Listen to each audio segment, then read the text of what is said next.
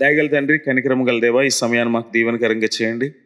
నీ వాక్యాన్ని ధ్యానిస్తుండగా వినే చెవి గ్రహించుకుని హృదయం ప్రసాదించండి. ఆత్మతో సత్యంతో నిన్ను ఆరాధించడానికి, నీ వాక్యాన్ని ధ్యానించడానికి సహాయం చేయమని యేసునామమున ప్రార్థిస్తున్నాం తండ్రి, ఆమేన్.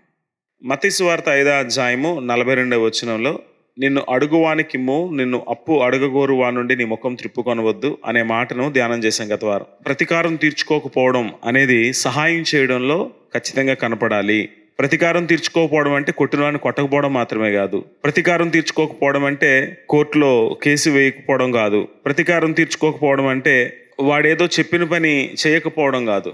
లేక వాడు పలానా పని చెప్పాడు కదా అని దానికి వ్యతిరేకంగా ఏదో చేయడం కాదు. ప్రతీకారం తీర్చుకోకపోవడం అంటే ఇవన్నీ మాత్రమే కాదు, కానీ ప్రతీకారం తీర్చుకోకపోవడం అంటే ఖచ్చితంగా అడిగింది ఇవ్వటం అనే కొత్త కోణాన్ని యేసుక్రీస్తు ప్రభు వారు తీసుకొచ్చారు. ప్రతీకారం తీర్చుకోకపోవడం అనే దాన్ని మనం ఎలా చూస్తామంటే, నన్ను ఆడు కొట్టాడు, నేను కొట్టట్లేదు కదా, నా మీద కేసు వేసాడు, నేను కేసు వేయట్లేదు కదా, నాతో ఇంత భయంకరమైన పని చేయించాడు, నేనేమన్నా అతనికి హాని చేస్తున్నానా అన్నంతవరకే తీసుకుంటాం. కానీ యేసు ప్రభు లోతుగా ఆ భావాన్ని విశ్లేషిస్తున్నాడు. ఎట్లా అంటే, నేను అడుగువానికి ఇచ్చేసే అంటున్నాడు. నీ శత్రువే నీ దగ్గర నుంచి ఏదైనా కావాలని కోరితే అతనికి ఇచ్చేసేయి. లేక నీ మీద జులుం చేసేవాడు, లేక నిన్ను బాధ పెట్టేటువంటి వాడు, వాడికి ఏదైనా అవసరమైతే నువ్వు ఖచ్చితంగా చేసేయి అనే భావన ఉంది. ఇది ఒక కొత్త భావన. నన్ను కొట్టాడు, నేను కొట్టట్లేదు, అది పాత భావన. నన్ను హింసించాడు, నేను అతని మీద పగ తీర్చుకోవడం లేదు, అది పాత భావన. నిన్ను వాడు ఏమడిగినా నువ్వు ఇయ్యి అని. యేసుప్రభు దానికి ఇంకా పదును పెట్టాడు. చాలా కష్టం ఇది. కాబట్టి యేసుప్రభు వారు ఈ వాక్య భావానికి ఇంత లోతైన అర్థం ఇవ్వడానికి గల కారణం ఇప్పుడు తర్వాత వచనాల్లో మనం చూస్తాం. మీ పరలోకపు తండ్రి, లేక మీరు ఆ తండ్రికి కుమారులై ఉండునట్లు అనే భావన ఈ వచనాల్లో కనపడుతుంది. సో మనం ఏం అర్థం చేసుకోవచ్చు? వివక్ష లేకుండా సహాయం చేయడం, అందరినీ తన వంటి వారిగా పరిగణించడం, మనసులో ఎటువంటి ద్వేషభావం లేకుండా ఇవ్వడం, తప్పించుకోవడానికి ప్రయత్నం చేయకపోవడం, కఠినత్వాన్ని చూపకపోవడం, ధార్మికమైనటువంటి గుణాన్ని చూపించటం, లేకపోతే ఔదార్యం చూపించటం, శత్రువులకు కూడా ఔదార్యం చూపించటం. ఏం తెలియజేస్తుందంటే, యేసుప్రభు వారు కలహానికి ప్రేరేపించట్లేదు, కానీ కనికరం చూపించడానికి ఆయన ప్రేరేపిస్తున్నాడు. విరోధులకు ఉదారత్వాన్ని చూపించటం తనకిష్టమైనటువంటి లక్షణం. అంటే విరోధులకు ఉదారత్వాన్ని చూపించటం అది సరైనటువంటి క్రైస్తవ లక్షణం అనే విషయాన్ని యేసుక్రీస్తు ప్రభు వారు తెలియజేస్తున్నారు. ఇలా ఈ వచనాలన్నిటికీ ఇప్పుడు ముగింపులోనికి మనం వస్తున్నాం. మత్తయి సువార్త 5:43 నుంచి 48 వచనాలు, శాస్త్రుల నీతి కంటే పరిసయ్యుల నీతి కంటే మీ నీతి అధికము కావాలి అని చెప్పడం ప్రారంభించినటువంటి యేసుక్రీస్తు ప్రభు వారు 6 ఉదాహరణల్ని ఆయన పేర్కొంటూ వచ్చారు. అందులో భాగంగా ఇప్పుడు మరొక విషయాన్ని ఆయన ప్రస్తావిస్తున్నాడు. మత్తయి సువార్త 5:43-44, నీ పొరుగువాన్ని ప్రేమించి నీ శత్రువును ద్వేషించుమని చెప్పబడిన మాట మీరు విన్నారు కదా. మీరు విన్నారు కదా అనే మాట రిపీట్ అవుతుంది. అంటే మీరు విన్నవి ఒకటి, వ్రాయబడింది ఒకటి. మీరు విన్నది ఒకటి, వాస్తవికంగా దేవుని మనసులో ఉన్నది ఒకటి. మీరు విన్నది ఒకటి, నిజంగా దేవుడు కోరుకునేది మరొకటి అనే భావం ఆ మాటల్లో ప్రస్ఫుటమవుతుంది. ఇలా మీరు విన్నారు కదా, విన్నది కాదు, ఉన్నది మీరు చదవాలి, ఉన్నది మీరు నేర్చుకోవాలి, ఉన్నది మీరు అర్థం చేసుకోవాలి. బైబిల్ని ఎవరికి వాళ్ళే వాళ్ళ స్వంత ఉద్దేశాలతో చదివినప్పుడు వాళ్ళ భావాలు దానిపైన ఆపాదిస్తారు. అలా వాక్యాన్ని వక్రీకరించడం మొట్టమొదటి నుంచి కూడా జరుగుతూనే ఉంది. ఎందుకంటే దేవుని మనసు అర్థం చేసుకోవాలి అని అంటే దేవునితో ఎడతెగని సంబంధ బాంధవ్యాలు కలిగి ఉండడం మాత్రమే నేర్పిస్తుంది. దేవునితో సంబంధం లేనివాడు దేవుని మనసును అర్థం చేసుకోలేడు. దేవుని మనసును అర్థం చేసుకోలేనివాడు దేవుని వాక్యాన్ని గ్రహించలేడు. ఇది చాలా కష్టమైనటువంటి విషయం అని మనం అర్థం చేసుకోవాలి. ఎందుకంటే మనం అందరం ఎవరేది చెప్పినా మనకు వర్తించే విధంగా మాత్రమే ఆలోచిస్తాం. మనకు వర్తించేటువంటి విధంగా ఆ భావాన్ని పరిశీలన చేస్తాం. అంటే కొడితే కొట్టొద్దన్నాడు అంటే నేను ఉండగలనా, అలాగా నేను ఉండలేను అని అనుకున్నప్పుడు దానికి భావం ఎట్లా మార్చేస్తారంటే, కొడితే కొట్టొద్దని యేసుప్రభు చెప్పారండి కాబట్టి కొట్టొద్దు అంతే, కానీ వాడు నేను కొడుతున్నాడు కదా, ఏదో రకంగా దెబ్బతి అని చెప్పొచ్చు. కొడితే కొట్టొద్దు అన్నాడు అంతే అని మనం మార్చేయచ్చు. అంటే నీ భావాన్ని రుద్దడానికి నీకు అది కంఫర్ట్గా ఉందో లేదో అని ఆలోచించుకుంటాం. వ్యభిచారం చేయొద్దని చెప్పాడు అంతే, వ్యభిచారం చేయట్లేదు, కానీ నచ్చిన అమ్మాయిని పెళ్లి చేసుకోవద్దని లేదుగా. మనకు నచ్చకపోతే విడాకులు ఇవ్వచ్చు. అంటే వీడికి పెళ్లి చేసుకోవాలని ఉంది, దానికి వ్యభిచారం చేయొద్దన్న మాట అడ్డొచ్చింది, కనుక ఆ వచనానికి తన సొంత భావాన్ని కలపడానికి వేరే వచనాల్ని ఉటంకిస్తున్నారు. సో ఇది దేవునితో సంబంధం లేని వ్యక్తులు మాత్రమే చేస్తారు. అందుకే యేసు ప్రభు వారు మీరు మీ పరలోకపు తండ్రికి కుమారులై ఉండునట్లు సంబంధాన్ని ప్రస్తావిస్తున్నాడు. ఈ సంబంధం అన్నిటినీ నిర్వచిస్తారు. రోమపత్రిక 11వ అధ్యాయంలో 34వ వచనంలో ప్రభువు మనస్సును ఎరిగిన వాడెవడు అంటాడు. ఈ మాట మళ్ళీ ఇంకొక చోట కూడా కనపడుతుంది. ప్రభువు మనసు ఎరిగిన వాడెవడు. నిజంగా దేవుని మనసును కనుగొనడం క్రైస్తవునికి ఉండాల్సిన ముఖ్యమైనటువంటి లక్ష్యం. ఇది దేవునికి ఇష్టమా? ఇది దేవునికి అనుకూలమా? ఇది దేవునికి ఆమోదమా? ఇది దేవుని మనసును కష్టపెట్టేదా అని కేవలం సరైనటువంటి విశ్వాసి మాత్రమే ఆలోచన చేస్తాడు. మిగతా వాళ్ళందరూ సామాజిక కోణంలో ఆలోచన చేస్తారు. ఇలా చేస్తే సమాజానికి హాని, రెండవది అది నాకు కూడా హాని. తెలివైన వాళ్ళు అనమాట. అందరూ బాగుండాలి, అందులో నేను ఉండాలనే టైప్ అనమాట. వీడు అందరూ బాగుండాలని ఎందుకు కోరుకుంటున్నాడు? వీడు కూడా బాగుండాలనుకుంటున్నాడు. అంతేగాని అందరూ బాగుండాలి అనుకునేది ఎదుటివాడు నాకు కీడు చేసినా వాడే బాగుండాలి అనే ఆలోచన అందులో లేదు. అంటే నువ్వు నాతో మంచిగా ఉంటే నేను నీతో మంచిగా ఉంటాను, ఈ భావనే ఉంది అందులో. ఈ భావనే ప్రతి మతం కూడా బోధిస్తుంది. నీతో మంచిగా ఉండాలి అంటే అందరూ, నువ్వు కూడా అందరితో మంచిగా ఉండు. నిన్ను అందరూ ప్రేమించాలంటే నువ్వు కూడా ప్రేమించు. నీకు ఎవడైనా సహాయం చేయాలంటే నువ్వు కూడా సహాయం చేయి. వాళ్ళు మాట్లాడేదంతా కూడా సామాజిక కోణం, అంటే నీ క్షేమం కోసం, అల్టిమేట్గా నువ్వు బాగుండాలి కనుక. కానీ యేసుప్రభు మాట్లాడేదంతా సామాజిక కోణం కాదు, దైవిక కోణం. అందుకే అంటాడు ఆయన యోహాను సువార్త 6వ అధ్యాయంలో, నేను పైనున్న సంగతులు చెప్పడానికి వచ్చాను. పైనున్న వాళ్ళు ఎవరు? కొలస్సీ పత్రిక 3వ అధ్యాయం 1 నుంచి మనం చదువుతాం. మీరు క్రీస్తుతో కూడా లేపబడిన వారైతే పైనున్న వాటినే వెతకండి. మనం పైనున్న వాటినే వెతకాలా? పైన ఎవరున్నారబ్బా? పైన ఏమైనా ఉంది? క్రైస్తవులు కూడా చాలా తెలివిగా ఇక్కడ బంగారాన్ని తీసుకెళ్ళి అక్కడ పెట్టేసి, పైన నీకు బంగారపు వీధులు ఉంటాయి, మంచి ఇళ్ళు ఉంటాయి, ఇవన్నీ కూడా మాట్లాడుకుంటూ వచ్చారు.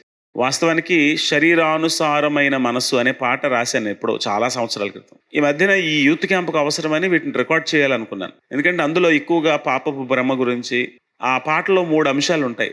పోర్నోగ్రఫీ ఉంటుంది, పొజిషన్స్ ఉంటాయి, ప్యాషన్ ఆఫ్ క్రైస్ట్ ఉంటుంది. 3 అంశాలు ఉంటాయి అందులో. సో ఇవన్నీ ఎలా భ్రమలోనికి నడిపిస్తున్నాయి, శరీర కోరికలు ఎలా భ్రమలోకి నడిపిస్తున్నాయి, ఐశ్వర్యాలు సౌఖ్యాలు ఎలా భ్రమలోకి నడిపిస్తాయి, క్రీస్తు కొరకు మన హృదయంలో ఆ భావం, ఆ భారం, ఆయన కొరకు జీవించాలనే ఆతృత ఎలా మనలను దేవునికి అనుకూలంగా మారుస్తుంది అనేటువంటి 3 రకాలైన భావాలతో ఆ చరణాలు ఉంటాయి. అందులో ఇప్పుడు రాజ్ కుమార్ గారని నెసియా అని వాళ్ళ సంగీతం మాస్టర్ చేస్తున్నాడు ఆ పాట. ఆయన రమ్మన్నాడు నన్ను కూర్చోబెట్టి, ఇక్కడ పదాలు సరిపోవట్లేదండి అని చెప్పి, క్రీస్తునందు పరలోక రాజ్య భాగ్యము నిత్య జీవము నీకు దొరుకును అనేటువంటి పదాన్ని సరిపోవట్లేదండి, పెద్దదైపోయింది, లేదా అక్కడ సంగీతాన్ని కుదరటం లేదు అంటే, మేమిద్దరం కూర్చొని ఆలోచన చేయడం మొదలుపెట్టాం అక్కడ ఇంకేం పెట్టాలి అని. అక్కడ యేసుతో నిత్య స్నేహము స్వాస్థ్యము అనే పదాన్ని పెట్టాం. ఎందుకంటే చచ్చిపోయాక ఏమవుతాం రా అంటే, కొంతమంది పరలోక రాజ్యంలో బంగారు వీధిలో తిరుగుతాను, అక్కడ నిత్య జీవపు ఓటల పక్కన సేద తీరుతాను, చక్కగా మంచి భోజనం తింటాను, సుఖంగా ఉంటాను అని హైందవ కోణాన్ని కూడా క్రైస్తవ భావంలోకి తీసుకొచ్చారు. ఇవి కాదు ప్రస్తావించాల్సింది ఏంటి? ఎల్లప్పుడూ నా దేవునితో నేను ఉంటాను. యేసుప్రభు వారు భూమి మీద ఉన్నప్పుడు ఏమన్నాడంటే, ఇదిగో పరలోక రాజ్యం అక్కడ ఇక్కడ అని చెప్పడానికి వీలు పడదు, పరలోక రాజ్యం ఇప్పుడు మీ మధ్యన ఏముంది అన్నాడు. ఎందుకుంది? పరలోకంలో ఎవరు ఉంటారు? దేవుడు ఉంటాడు. దేవుడు ఎక్కడ ఉన్నాడు? భూమి మీద ఉన్నాడు. అంటే పరలోక రాజ్యం అంటే ఏంటి? దేవుడితో ఉండడం. దేవుడు భూమి మీద ఉన్నాడు కనుక పరలోక రాజ్యం ఇక్కడే ఉంది. దేవుడు ఇంకెక్కడ ఉంటే అక్కడే పరలోక రాజ్యం ఉంటుంది. అందుకే 1 తెస్సలోనికీ పత్రిక 4వ అధ్యాయం చివరి వచనంలో, కాగా మనము సదాకాలము ప్రభువుతో కూడా ఉందుము అని అన్నాడు. ప్రభువుతో ఉండడమే మనకి ముందున్నటువంటి లక్ష్యం. నిరంతరం ఆయనతో ఉంటాం, నిరంతరం ఆయనతో సహవాసంలో, స్నేహంలో, సంబంధ బాంధవ్యాల్లో ఆయనతో అన్యోన్యతలో ఉంటాం. ఇదే మనకున్న లక్ష్యం తప్ప, ఇక్కడ నేను శ్రమలు అనుభవిస్తే అక్కడ నాకు కిరీటం ఇస్తాడు, ఇక్కడ నేను అన్నీ ఇస్తే దేవుడు నాకు అక్కడ ఐశ్వర్యం ఇస్తాడు, ఇక్కడ అందరినీ ఆదుకుంటే నేను అక్కడ సమృద్ధిగా బ్రతుకుతాను, ఇది కాదు. ఇవన్నీ వాటికి మనం ఇస్తున్నటువంటి నిర్వచనాలు. కానీ వాటికంటే లోతుగా, వాటికంటే కాస్త ముందుగా వెళితే అసలైన నిర్వచనం ఏంటంటే, పరలోకము అంటే దేవునితో సహవాసం. ప్రకటన గ్రంథం 7వ అధ్యాయంలో 15వ వచనం చివరి లైన్లో అంటాడు, సింహాసనాసీనుడైన వాడు తానే తన గుడారము వారి మీద కప్పును. గుడారం కప్పడం అంటే ఏంటి? పెళ్ళైనటువంటి భార్య భర్తల్ని ఫస్ట్ నైట్ అని ఒక గదిలో దోస్తారు. అంటే వీళ్ళిద్దరూ కలిసి కాపురం చేయడం మొదలుపెట్టారు. ఇద్దరు కలిసి జీవిస్తున్నారు. ఇద్దరు వేరుగా ఇల్లు తీసుకుంటారు, ఇద్దరు వేరుగా ఇంకా తల్లికి తండ్రికి దూరం అయిపోతారు. అవ్వాలి, అది రూలు. బైబిల్ ఏం చెప్తుంది? పురుషుడు తన తల్లిని, తన తండ్రిని విడిచి తన భార్యను హత్తుకొనును, వారి ఏక శరీరం మొగదురు అన్నాడు. ఈయన ఇంట్లోని పట్టుకుని కూర్చుంటే ఆవిడ హత్తుకోడు, ఆవిడ ఇంట్లోని పట్టుకుని ఏలాడుతూ కూర్చుంటే ఈయన హత్తుకోదు. వీళ్ళిద్దరు ఇంట్లోని పట్టుకుని ఏలాడుతున్నప్పుడు వీళ్ళకి కలిసి ఒక కుటుంబంగా మారే అవకాశం లేదు. అలాగే యేసుక్రీస్తుతో మనం అన్యోన్య సంబంధంలోనికి రావాలి అంటే, ఎందుకు వైవాహిక వ్యవస్థని క్రీస్తుని పోలుస్తున్నామంటే, ఎఫెసీ పత్రిక 5వ అధ్యాయము లేక ప్రకటన గ్రంథం 19వ అధ్యాయము వైవాహిక వ్యవస్థకు క్రీస్తుకు మనకున్న సంబంధాన్ని నిర్వచిస్తుంది. అక్కడ ముఖ్యమైనది పెళ్లి చేసుకొని పిల్లలు కానీ వాళ్ళు చదివించుకొని ఉద్యోగాలు చేసి మంచి ఇల్లు కట్టుకుంటాం అనేది కాదు. అక్కడ ముఖ్యమైన పాయింట్ ఏంటంటే, ఎప్పుడు ఈ అమ్మాయి ఆ తల్లిదండ్రులు విడిచిపెట్టి ఆ భర్తతో ఉంటుంది. ఎప్పుడు కూడా ఈయన తన తల్లిదండ్రులు విడిచిపెట్టి ఆ అమ్మాయితోటి ఉంటాడు. వీళ్ళు ఆ తర్వాత ఎలా ఉంటారనేది మనకు అవసరం లేదు. మంచి ఇల్లు కట్టుకున్నారండి, మంచి పిల్లలకి అన్నారండి, మంచి ఆస్తులు సంపాదించుకున్నారండి, కానీ ఇద్దరు మొత్తం తన్నుకు చేస్తున్నారండి అన్నాం అనుకోండి, అది వివాహం అవ్వదు, అది నరకమవుతుంది. వైవాహిక వ్యవస్థ ముఖ్యమైన ఉద్దేశం ఇద్దరు కలిసి ఉండడం. ఎందుకు అది నేను చెప్తున్నానంటే, యేసు ప్రభు ఉద్దేశం కూడా అదే. మనము ఆయన నిరంతరం కలిసి ఉండాలి. ఇంతకుమించి ఆయన వాంఛిస్తుంది ఏమీ లేదు. మరి ఆయనతో మనం ఉండాలంటే మనం ఆయన వలె మారాలి కదా, మనకున్న బ్యాగేజ్ అంతా వదలాలి కదా. ఈ అమ్మాయి అన్ని విడిచి తన భర్తతో ఉండాలి అనుకుంటే నిజంగానే అన్ని విడిచిపెట్టాలి.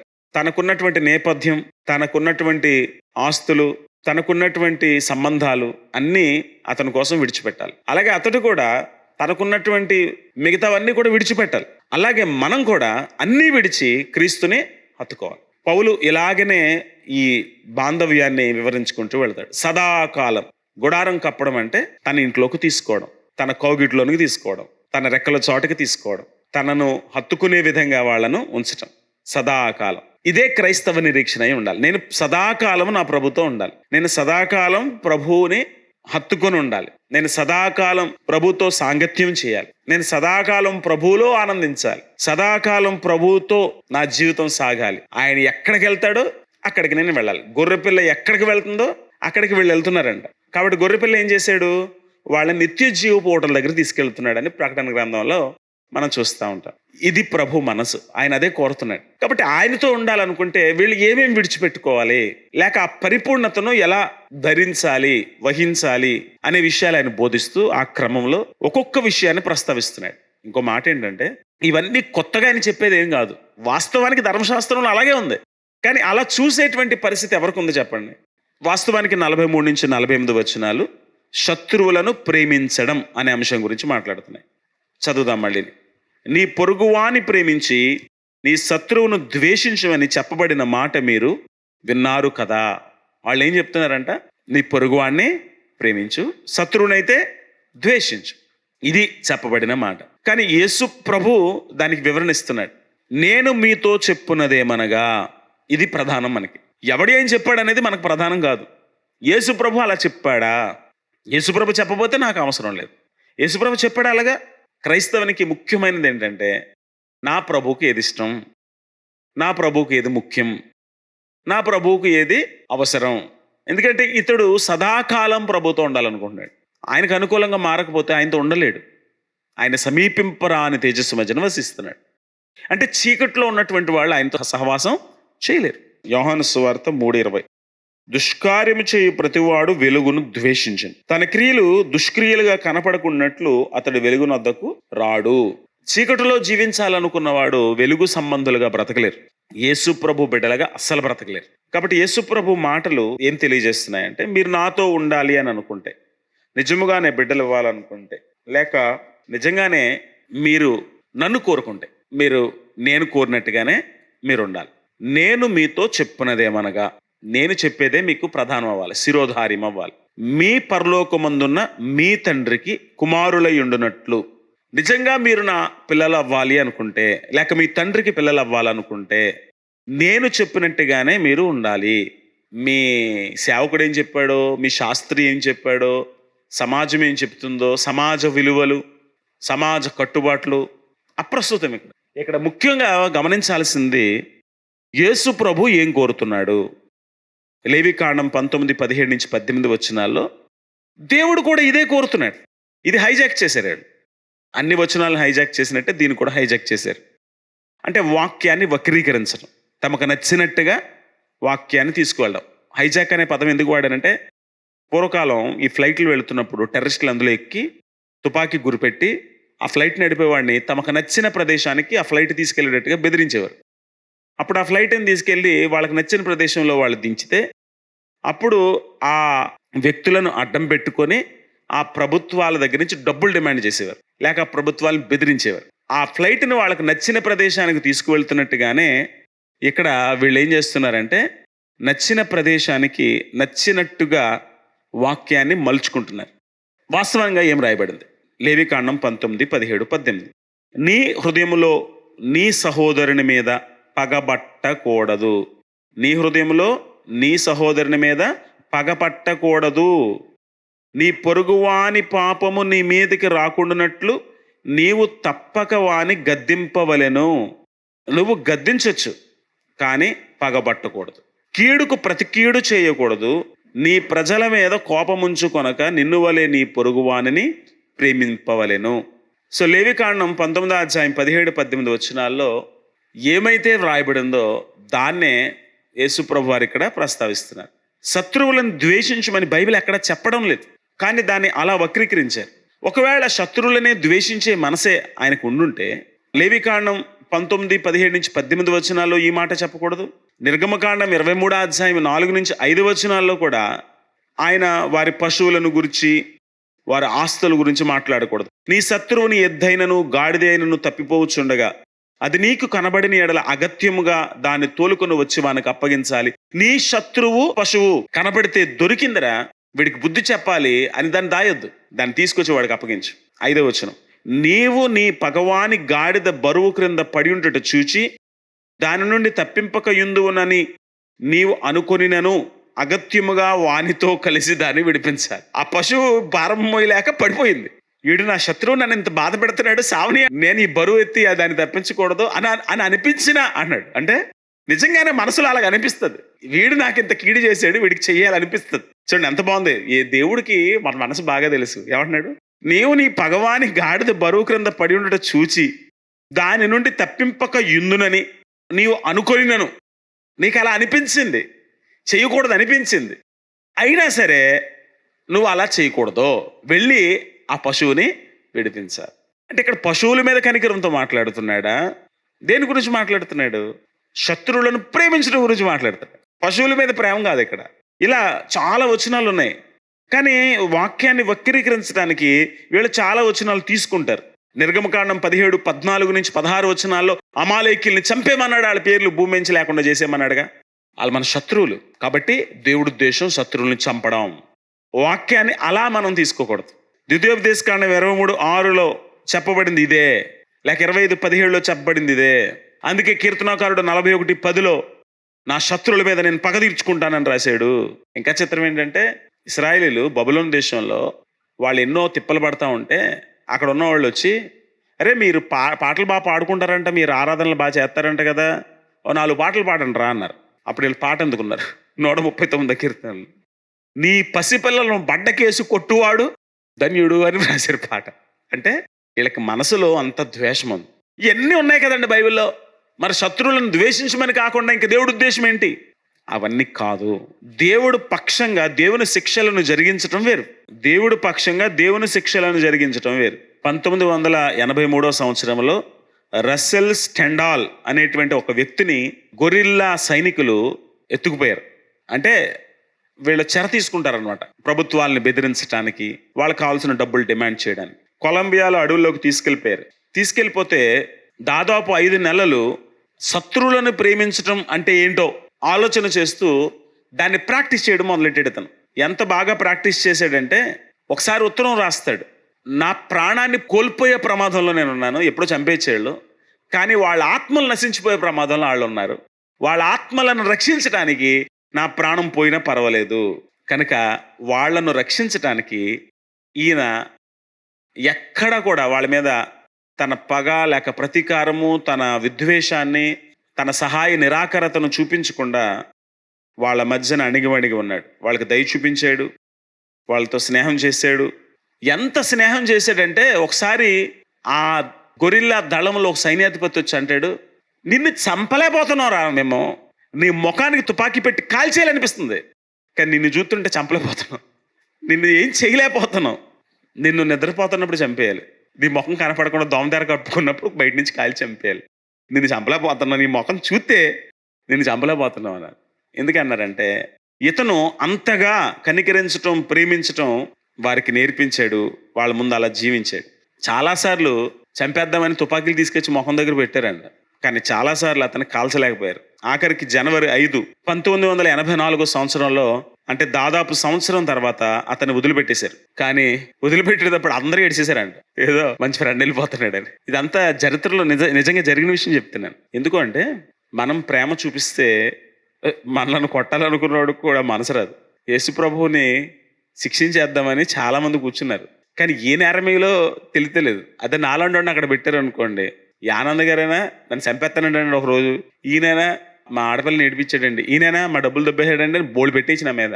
కొంతమంది ముఖం చూస్తే పెట్టాలనిపిస్తుందంట, కొంతమంది ముఖం చూస్తే కొట్టాలనిపిస్తుందంట. కానీ యేసుప్రభు ముఖం చూస్తుంటే వాళ్ళకి ఏమనాలో అర్థం కావటం లేదు. కావాలని ఆ యాజకులు కక్షను నూరడానికి ప్రయత్నం చేశారు. ఇతడు మన దేవునికి వ్యతిరేకంగా దూషణ చేస్తున్నాడు, నేను దేవుడని చెప్పుకుంటున్నాడని ఆ పాయింట్కి తెచ్చారు. అంటే దైవ దూషణ తప్ప ఇంకా ఏ రకమైన నేరం ఆయన మీద మోపలేకపోయారు. అందుకే ఇది చట్టంలో చెల్లదు. చట్టంలో దైవ దూషణ అనే పదం ఉండదు. చట్టంలో ఒక మనిషికి అపకారం చేయడం, లేకపోతే దేశానికి అపకారం చేయడం, ప్రభుత్వానికి విరోధంగా తిరగడం, వీటిని బట్టి చట్టాలు ఉంటాయి. కాబట్టి రోమిల చట్టం ప్రకారం కూడా ఈయన శిక్షించడం వాళ్ళకి సాధ్యం కావటం లేదు. అందుకే పిలాతు ఏమన్నాడు, నేను ఇతనికి ఎలా శిక్ష విధించగలను, మీరు మీ రాజు హేరోదు దగ్గర తీసుకెళ్ళండి అంటే హేరోదుకేమో ఇంకా ఎటకారంగా ఉంది. సో తీర్పు తీర్చడం సాధ్యం కావటం లేదు. దైవ దూషణ అనేటువంటి ఒక నేరం మోపి మన మతానికి, మన దేవునికి అతను విరోధంగా తిరుగుతున్నాడు, మన మతానికి మన దేవునికి విరోధంగా తిరిగితే రాళ్ళిచ్చి కొట్టే మన ధర్మశాస్త్రం చెప్తుంది కదా అని ఆ విధంగా రాళ్ళిచ్చి కొట్టలేదు, కానీ సిలువ వేసి చంపేయడానికి ప్రయత్నం చేశారు. అంటే యేసు ప్రభు ముఖం చూసిన వాడికి ఎవ్వడికి కూడా ఆయనకి శిక్షించాలనేటువంటి ఆలోచన వచ్చే పరిస్థితులు కనపడలేదు కూడా. అందుకే ఈ వచనాలు మనకి ఎంతో గొప్ప సవాళ్ళను విసురుతున్నాయి. నువ్వు ఇలా ఉండగలవా? మనల్ని శపించేవాళ్ళు, ద్వేషించేటువంటి వాళ్ళు, తమ స్వార్థం కోసం మన జీవితాలని నాశనం చేసే వాళ్ళంతా కూడా ఈ శత్రువుల లెక్కలోకి వస్తారని మత్తయి సువార్త 5వ అధ్యాయం 43వ వచనం నుండి మనం చూస్తే మనకు అర్థమవుతుంది. అంటే యేసు ప్రభు శత్రువులు అంటే ఎవరో తెలియజేస్తున్నాడు. మిమ్మును హింసించు వారి కొరకు అన్నాడు కదా. తర్వాత చెడ్డవారి మీదను అని అంటున్నాడా. ఇంకా ఏమంటున్నాడు?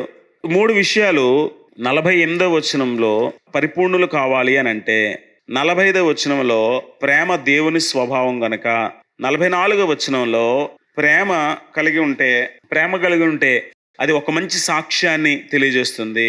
ఇలా 3 భావాలు ఈ వచనాల్లో కనపడుతున్నాయి. ప్రేమించడం అంటే నిత్య జీవానికి కావలసిన అర్హతలన్నీ కలిగి ఉండడం. నిత్య జీవానికి కావలసిన అర్హత ఏంటి? నిత్య జీవానికి కావలసిన అర్హత ఏంటి అని ఒకసారి ఒక యవనస్తుడు వచ్చి మార్కు సువార్త 10వ అధ్యాయంలో కానీ, లేక మత్తయి సువార్త 19వ అధ్యాయంలో కానీ అతడు యేసుక్రీస్తుని అడిగినట్టుగా మనం చూస్తాం. చాలా ధనవంతుడు, నేను పరలోక రాజ్యానికి వారసుడు అవ్వాలంటే ఏం చేయాలి అంటే ధర్మశాస్త్రం చెప్పింది చేయరా అన్నాడు. ధర్మశాస్త్రం ఏం చెప్పింది? ఇవన్నీ ప్రస్తావనలోకి తీసుకొచ్చాడు. నరహత్య చేయవద్దు, వ్యభిచరింపవద్దు, దొంగలేవద్దు, అబద్ధ సాక్ష్యం పలుకవద్దు, తల్లిదండ్రులను సన్మానింపుము, నిన్ను వలె నీ పొరుగువానిని ప్రేమింపవలనన్నది. అంటే నిన్ను వలె నీ పొరుగువాన్ని ప్రేమించడం కూడా ధర్మశాస్త్రంలో ఉన్నటువంటి అతి ప్రాముఖ్యమైన సత్యం అని యేసుప్రభు చెప్పడం మనం చూస్తాం. వీడేమంటున్నాడంటే తొందరపాటులో ఇవన్నీ నేను చేసేస్తానే ఉన్నాడు అన్నాడు. యేసుప్రభు ఏమన్నారంటే, అన్నీ చేసేస్తున్నావా? అంటే కొద్దిగా ఉంది, అయితే నీకున్న ఆస్తి అంతా అమ్మేసి బీదలకు ఇచ్చేసి వచ్చాను. ఇప్పుడు తను వల్లే తను పొరుగువారిని ప్రేమిస్తే తనకు ఆస్తి ఉందంటే మిగతా వాళ్ళకి కూడా ఆస్తి కావాలనుకుంటాడుగా, అంతే కదా. నిన్ను వల్ల నీ పొరుగువారిని ప్రేమించడం అంటే నీకు బట్టలు ఉన్నాయి, ఇంకొకరు లేవంటే నీ బట్టలు అడిగి ఇవ్వాలి. నిన్ను వల్ల నీ పొరుగువారిని ప్రేమించడం అంటే నీకు ఇల్లు ఉంది కాబట్టి నువ్వు ఇంకొకటి గిల్లు కట్టించాలి. నిన్ను వల్ల నీ పొరుగువారిని ప్రేమించడం, నువ్వు బిర్యానీ వండుకున్నావు, ఆ బిర్యానీ లేనోడికి పెట్టాలి, అంతేగా నువ్వు బిర్యానీ తిని ఆడికి మజ్జిగన్నం పెట్టకూడదు. నిన్ను వల్ల నీ పొరుగువారిని ప్రేమించడం కాదు అది. నిన్ను వల్ల నీ పొరుగువారిని ప్రేమించడం అంటే నీకేమైతే ఉన్నాయో అవి ఇతరులకు ఇవ్వాలని నువ్వు అనుకోవడం, అంతే కదా. నీ ఆస్తంతా అమ్మేసి బీదలకి ఇమ్మన్నాడు, ఆస్తంతా అమ్మి బీదలకి ఇచ్చేస్తే ఏమవుతుంది? ఆస్తంతా కోల్పోవాల్సి వస్తుంది. కానీ ఆస్తంతా అమ్మి బీదలకి ఇవ్వడం వల్ల ఏం చేస్తున్నాడు? బీదలను కూడా అతడు వృద్ధిలోనికి తీసుకొచ్చే ప్రయత్నం చేస్తున్నాడు. యేసుప్రభు వారు చెప్పినటువంటి ఈ మాట, ప్రేమించడం అంటే పరలోక రాజ్యానికి కావలసిన అర్హతలన్నిటినీ కలిగి ఉండడం. ప్రేమించటం అనేది పరిపూర్ణతకు చిహ్నం. సో ప్రేమించటం ద్వేషానికి చాలా పూర్తి విరుద్ధమైనటువంటి విషయం. నీ శత్రువులను నువ్వు ద్వేషించొద్దు, నీ శత్రువుల పైన నువ్వు ప్రతీకారం తీర్చుకోవద్దు. నీ శత్రువులకు అడిగిందల్లా నువ్వు సహాయం చేయాలి. ఇవన్నీ జరగాలి అని అంటే నువ్వు ప్రేమించాలి. నువ్వు ప్రేమించకపోతే ఇవన్నీ చేయలేవు. ప్రేమించినప్పుడే ఇవన్నీ చేయగలుగుతాం. కాబట్టి ప్రేమించడం అనే అంశం గురించే యేసు ప్రభు వారు మత్తయి సువార్త 5:43 నుండి 48 వరకు తెలియజేస్తున్నాయి. ప్రేమించడం, నువ్వు ప్రేమిస్తే, నిజంగా ప్రేమించగలిగితే నీకు పరలోక రాజ్యానికి అర్హత సాధించినట్టే. నిజముగా నువ్వు ప్రేమించితే ధర్మశాస్త్రం అంతా నెరవేర్చినట్టే. మత్తయి సువార్త 22:35 నుండి 40 చూస్తే ఒక ధర్మశాస్త్రోపదేశకుడు వచ్చి, అయ్యా ముఖ్యమైనటువంటి ఆజ్ఞ ఏది అని అడిగాడు. అంటే యేసుప్రభు వారు ఇరకాటంలో పడతాడని. యేసుప్రభు వారు ఏమన్నారంటే, నీ పూర్ణ హృదయంతో, నీ పూర్ణాత్మతో, నీ పూర్ణ మనస్సుతో, మత్తయి సువార్త 22:37, నీ దేవుడైన ప్రభువును ప్రేమింపవాలన్నదే ముఖ్యమైన ఆజ్ఞ. ఇది ముఖ్యమైనది, మొదటి ఆజ్ఞ. అంటే అమ్మయ్య, దేవుడు నేను ప్రేమిస్తున్నాను పూర్ణ హృదయముతో, పూర్ణాత్మతో, పూర్ణ మనస్సుతో. అందుకే ఉపవాసాలు ఉంటున్నాను, అందుకే బాగా కరెక్ట్గా ఉంటాను ట్రై చేస్తున్నాను. నేను అబద్ధమాడను, దొంగతనం చేయను, నేను ఎవరికి కీడు చేయను, ధర్మశాస్త్రాన్ని తూచా తప్పకుండా నేను పాటిస్తున్నాను అని అనుకునేవాడికి వాడి గర్వం దించడానికి ఆయన కొంచెం ఎక్స్టెన్షన్ చేశాడు. ఏమన్నాడంటే, నిన్ను వలే నీ పొరుగువాన్ని ప్రేమింపవలెనను రెండవ ఆజ్ఞయు దాని వంటిదే. మొదటి ఆజ్ఞ వంటిదే ఇంకో ఆలోచన ఉంది. ఏంటది? నిన్ను వలే నీ పొరుగు వారిని ప్రేమించడం. ఈ రెండు ఒకటే రకమైన ఆజ్ఞలు. ఈ రెండిట్లో ఒకే రకమైన అంశం ఉంది, ప్రేమించడం. ప్రేమించేవాడు ఎవరినైనా ప్రేమిస్తాడు. ప్రేమించేవాడు దేవుడిని ప్రేమిస్తాడు, ప్రేమించేవాడు పొరుగువాడిని కూడా ప్రేమిస్తాడు. సో రెండు ఒకే రకమైన భావాన్ని తెలియజేస్తున్నాయి. నువ్వు ప్రేమ కలిగిన వాడిగా ఉండాలని తెలియజేస్తున్నాయి. ఎందుకని? మీ పరలోకపు తండ్రి అటువంటి వాడు. మీ పరలోకపు తండ్రి ప్రేమాస్వరూపి. అక్కడ కింద కూడా అంటున్నాడు కదా, ఆయన కూడా నీతిమంతుల మీదను అనీతిమంతుల మీదను వర్షం కురిపిస్తున్నాడు కదా. మరి ఆయన ప్రేమిస్తున్నప్పుడు నువ్వు ప్రేమించకూడదా? మంచి మాదిరిని చూపిస్తున్నాడు. ఇది వదిలేశారు వీళ్ళు. అమాలేకీల్ని చంపేయమన్నాడు గనక శత్రువులందరినీ చంపేయాలి. ఆ మాటకొస్తే దావీదు ఈ మాటను బాగా అర్థం చేసుకున్నాడు. అందుకే సౌలు తన చేతికి చిక్కినా చంపడానికి ట్రై చేయలేదు. దేవుడు చూసుకుంటాడులే, దేవుడు తీరుస్తాడులే తీర్పు అన్నాడు. అంటే తన హృదయంలో శత్రువు పైన కక్ష తీర్చుకోవాలన్న ఆలోచన కంటే దేవుని శిక్ష రావాలి అనే భావం ఉంది. ఎందుకు అమాలేకీల్ని చంపమన్నాడు? అది దేవుని శిక్ష. దేవుని పక్షంగా శిక్ష అమలు చేయడం వాళ్ళకి అప్పగించబడిన బాధ్యత, అంతవరకే. అంతేగాని వీళ్ళు ద్వేషించకూడదు. వాళ్ళకి భోజనం పెట్టాలి, వాళ్ళు చూడాలి. ఇది కొత్తగా యేసుప్రభు వచ్చి చెప్పడం కాదు, ధర్మశాస్త్రం ఉన్నది ఇదే. అందుకే యేసుప్రభు వారు వాటన్నిటిని వెలుగులోకి తీసుకొస్తున్నాడు. మరుగున పడేసిన సత్యాలు, తమ స్వార్థం కోసం వక్రీకరించబడిన వాస్తవాలు ఆయన వెలుగులోనికి తీసుకొస్తున్నాడు. వాస్తవం ఏంటి? మీ పరలోకపు తండ్రి ఎటువంటి వాడు? మీ పరలోకపు తండ్రి ఇప్పుడు అమాలేకీల్ని చంపేమన్నాడని, మోయాబీలతో కలవద్దన్నాడని, లేక ఎదోమీయులపై యుద్ధానికి వెళ్ళమన్నాడని, ఇలా తమ శత్రువులపై వెళ్ళి వీళ్ళు యుద్ధం చేయాలని ఆయన ఆజ్ఞాపించాడు గనక ఆయన చాలా ద్వేషంతో నిండబడిన వాడు అని అనుకోవద్దు. ఆయనకు అటువంటి భావాలు ఏమి లేవు. ఇప్పుడు ఒక వ్యక్తిని కోర్టులో దోషిగా నిర్ధారించినప్పుడు అతనికి కోర్టు వారు శిక్ష విధిస్తారు. ఎలా, ఎందుకు విధిస్తారు? చట్ట ప్రకారంగా చూస్తారు. చట్టాన్ని వీడు ఉల్లంఘిస్తున్నాడు గనక వాడికి శిక్ష విధిస్తారు. అక్కడ వ్యక్తిగత కక్షలు, ద్వేషం ఉండడానికి వీల్లేదు. పూర్తిగా చట్ట ప్రకారమే.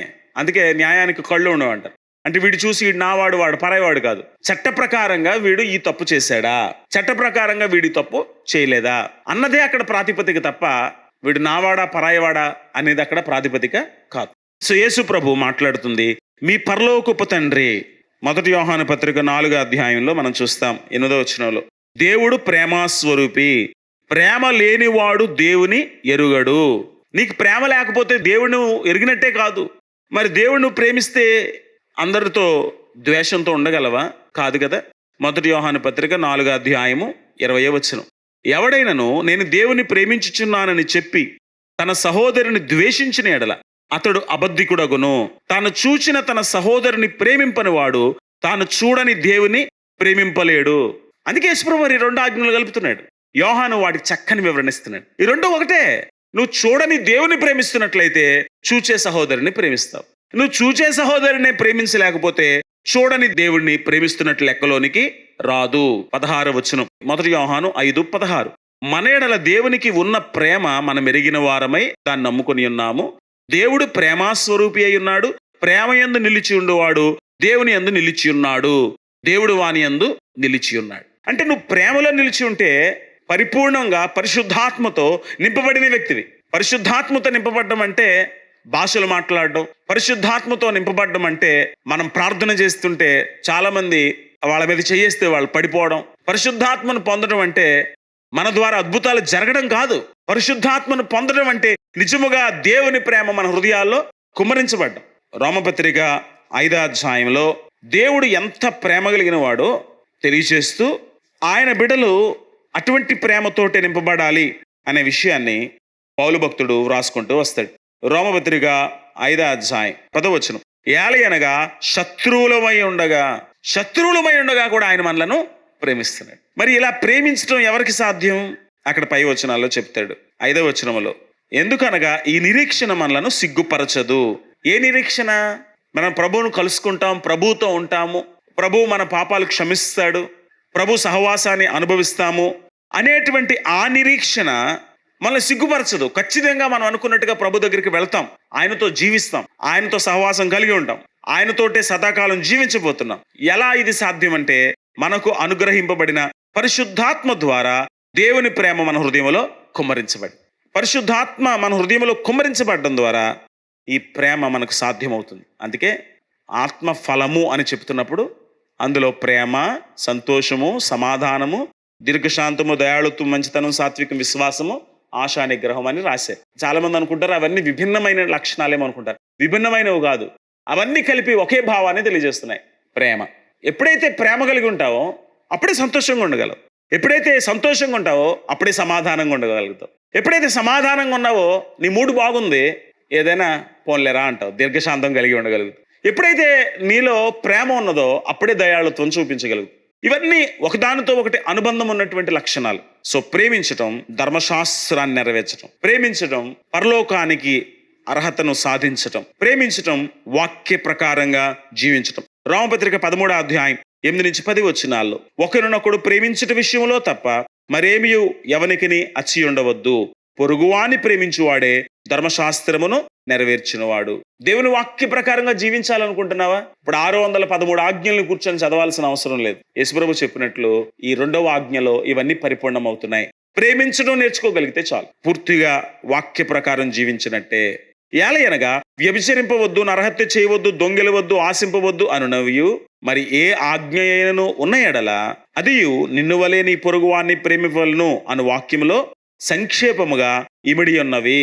ఆ వాక్య ప్రకారముగా జీవించటానికి పరిపూర్ణతకు పరిపూర్ణంగా సహాయపడేది ప్రేమ కలిగి జీవించే జీవితం. ప్రేమను కలిగి ఉండండి. శత్రువులపై కూడా పగ తీర్చుకోవద్దు, ప్రేమించండి.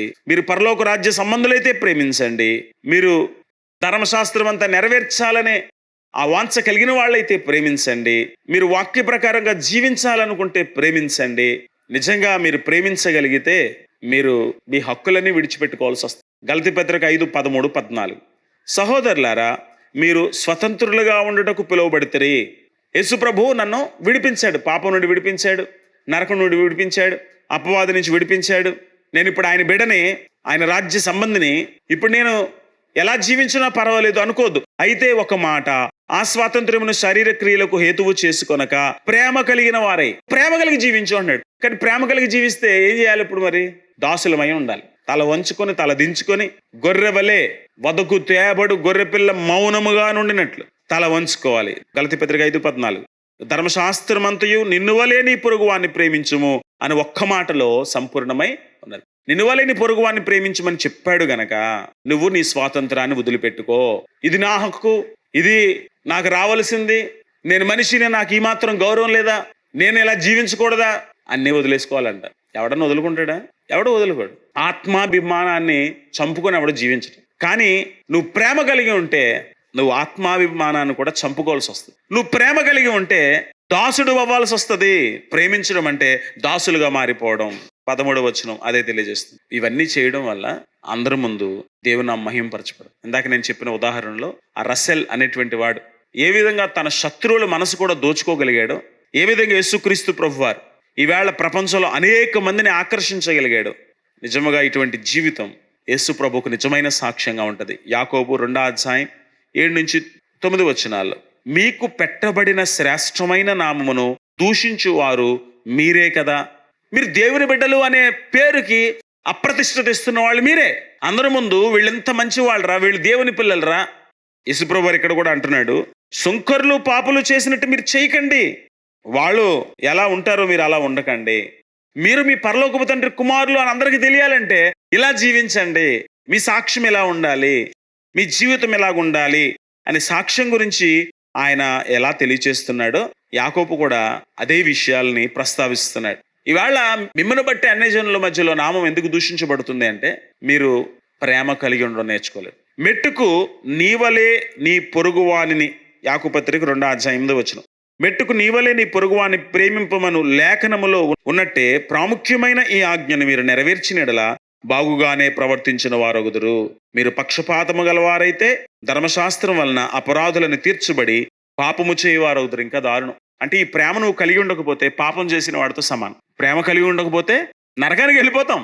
ప్రేమ కలిగి ఉండడం ఆప్షన్ కాదు, ప్రేమ కలిగి ఉండడం భావోద్రేకం కాదు, నాకు అనిపిస్తుంది కనుక నేను ప్రేమిస్తాను కాదు. ప్రేమ కలిగి ఉండడం అనేది డ్యూటీ. అందుకే ఇలా చెయ్యండి అని చెప్తున్నాడు. ఇలా ఫీల్ అవ్వండి అంటలేదు, ఫీలింగ్ రాదు ఇక్కడ. ఖచ్చితంగా ప్రేమించాలి. ఆ ప్రేమించడం మనం నేర్చుకోవాలి, ఆ ప్రేమించడం మనం అలవర్చుకోవాలి.